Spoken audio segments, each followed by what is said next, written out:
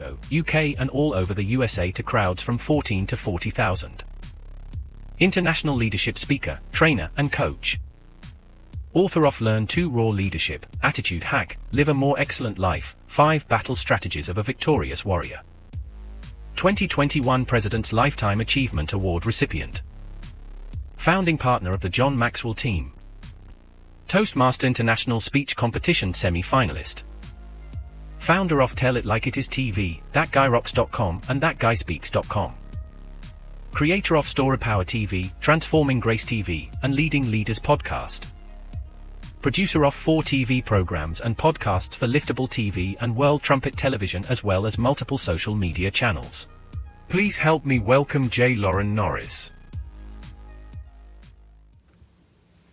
I am certain that I am the only one who's ever had to work at a job where other people worked at the job who didn't have the same values. I mean, not even the basic stuff like show up to work on time, do the best job that you can do, respect the owner of the company or the boss that you report to, don't steal things, leave when you're supposed to, don't surf the clock. Really basic core values.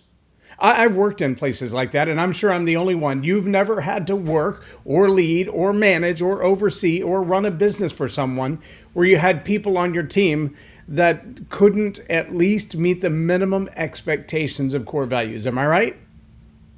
Yeah, I was being wise when I said that, because I know that every one of you in any capacity of leadership have encountered that person that, well, you've had to go along the journey with because they've been assigned to your team. You've been told you've got to mentor this person or teach this person or train this person or lead this person. And yet somewhere along the way, you realized what they see important and what I see important, those are not the same thing. But let me tell you what's worse than that. What's worse than the wolf in sheep's clothing is the destructive sheep. What's worse than the wolf in sheep's clothing is the destructive sheep. Leaders value alignment highly. In fact, leaders value alignment over assignment. That's what I want to talk about today on Leading Leaders. Subscribe now for our extensive video library of leadership lessons promoting faith, family, and freedom. I'm J Loren Norris with Leading Leaders Podcast. And if you've ever been in the role as a leader where you're responsible for leading a team of people, but you know there's one person on your team who, well, they really would prefer to see the team fail. Either because they want to see the team fail as a whole, there's somebody on the team that they want to sabotage, or maybe just straight up they want your job.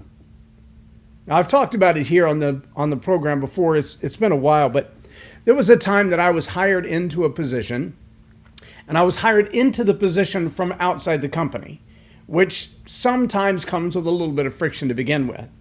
But I was also hired into a position directly as a manager, not starting at the bottom, so to speak, and working my way up within that company. And there were a couple of people with whom that notion didn't sit well. They didn't like the idea of me becoming a manager right out of the gate. They didn't like the idea of me being made manager when there were people in the organization, in the same unit I was going to be running, who really believed that because they'd done their time in service, so to speak, they'd been there and played the game, that, well, they should be the manager.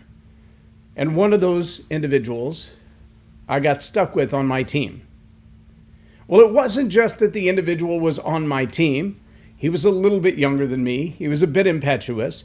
He was also very arrogant and thoroughly convinced that because the manager who I was replacing had been moved to area manager, that his relationship with that area manager when they were the store manager and he was their assistant was enough to make sure that he got what he wanted for the future. That as long as he maintained that relationship, eventually I would just go away. Well, on several occasions, this teammate of mine sabotaged the success of our unit, intentionally didn't complete tasks that were directly, on paper and verbally, committed to them, delegated to him. And I said, you've got to finish these projects by this time in order for everything in the unit to work smoothly.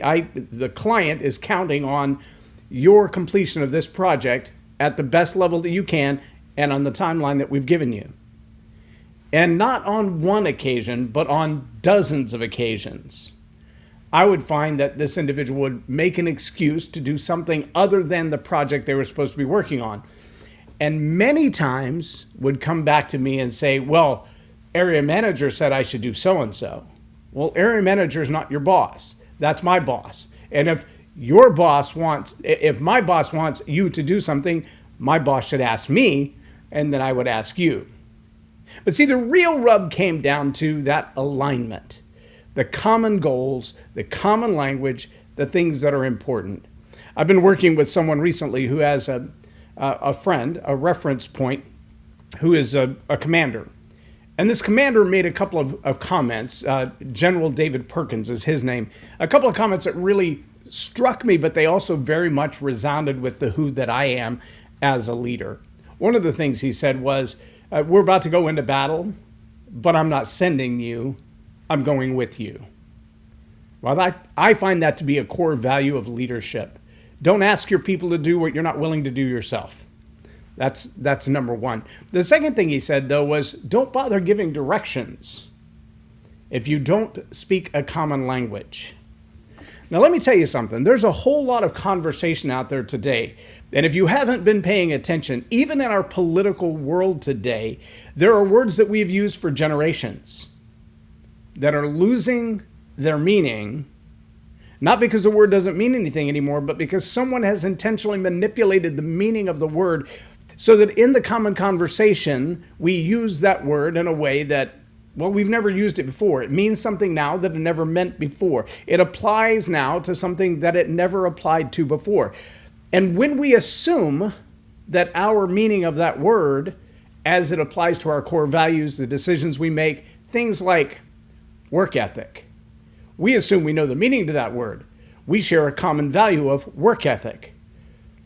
But if you go back and look over the last couple of years, the phrase work ethic has been entered into the Smithsonian as a white privilege hierarchy phrase of white supremacy.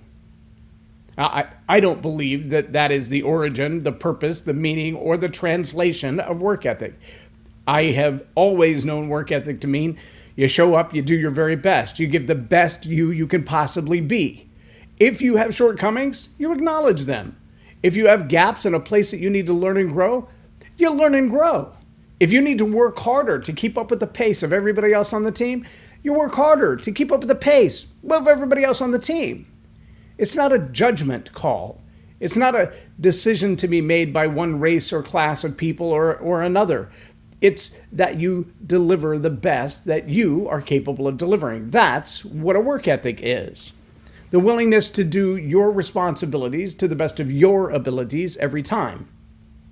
Now, when we talk about alignment versus assignment, here's what I really want you to understand. There's a big difference between three people on a team who say we all have a value of work ethic. When the common language is work ethic means you're going to give your very best every time. You're not going to show up and cut corners.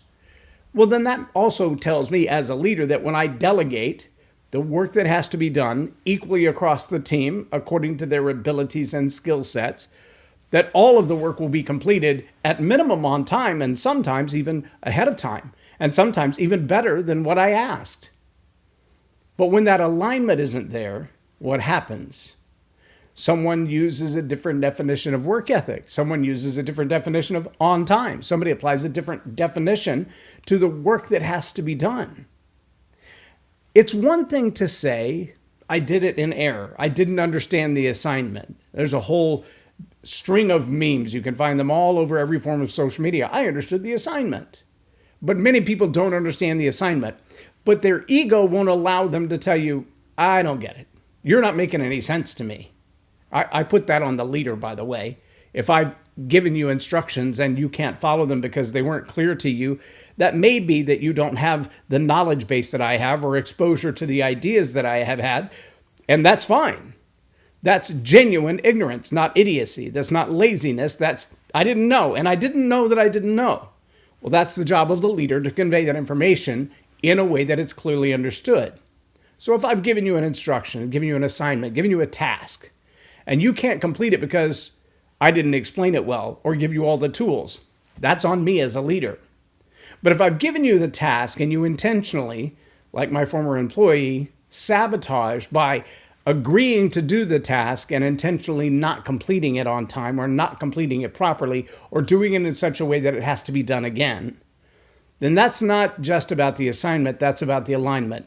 You don't have the vision of this organization in mind. You are not committed to the team's success or the organization's success, and that's a problem. See, the wolf in sheep's clothing comes in and, well, maybe disguised as a wolf, but a wolf in sheep's clothing always acts like a wolf, because that's what a wolf does. The worst, though, is the intentionally maligned sheep. It looks like a sheep, smells like a sheep, acts like a sheep.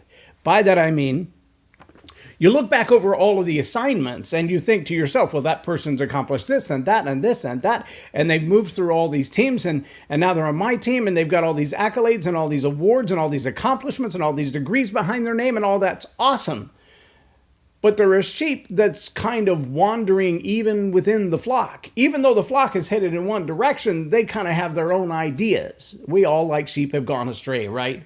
Some have wandered off, and there's not even a smell of sheep on them because they've been off somewhere else doing something else. Trust me, if you're a leader and you get that kind of sheep on your team, you're going to find yourself in a world of trouble because they're very hard to lead. Here's what's harder. We all, like sheep, have gone astray. Isn't an individual lost sheep problem. No, what you need to know about sheep is they tend to follow each other even if the first one is stupid. True story. Look it up. If one sheep begins to go in the wrong direction, other sheep will follow the sheep going in the wrong direction. Now you don't just have an assignment problem, you have a major alignment problem, because now everybody on your team may be following this other individual. They might be intentionally misaligning, might be intentionally maligning your authority as a leader, your vision of the organization, your sense of direction and accomplishment, the goals that you've already established. They don't just want to see you not succeed by way of them not doing their assignment. They also want to take everybody with them. Alignment over assignment. It's not just who you have to work with. It's asking the question, when I start building my inner circle, when I put the people at the table that I have to rely on for their information, their insight, their understanding, I need to know what their background is. Because a Trojan horse doesn't always look like a Trojan horse, right? The gift that keeps on giving with bad insights. Remember, it was the guts inside the horse that presented the problem. The horse looked like a gift. It was what it brought with it. So it will be with those people who end up on your team, either because you sought them out or someone else recommended them to you, and you realize later on, sometimes too late, that you have someone infiltrating your team who has an entirely different agenda, an entirely different vision, an entirely different goal, an entirely different alignment of what's important. Now, that can happen to anybody. It happened to me in a print shop. It happened to me in a retail store. It happened to me as a manager of a restaurant. I had someone who would come in and lock herself in the office 5, 6, 7 hours a day with the front door of the business locked, and then tell the owner, we just weren't that busy that day. When I was next door, and I would say, that's really ironic because I remember hearing people tug on the door to get in. Yeah, that's an alignment problem, not an assignment problem. They had the job and they knew what their role was. They just didn't want to do it.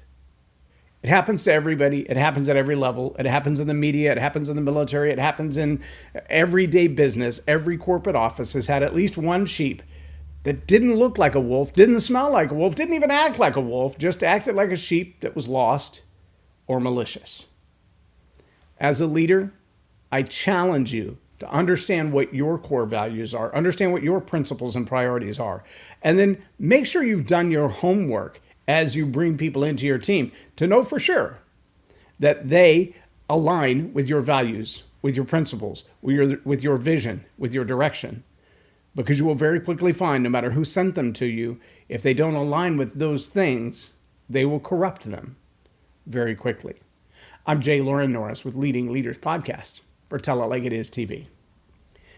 Have a blessed day.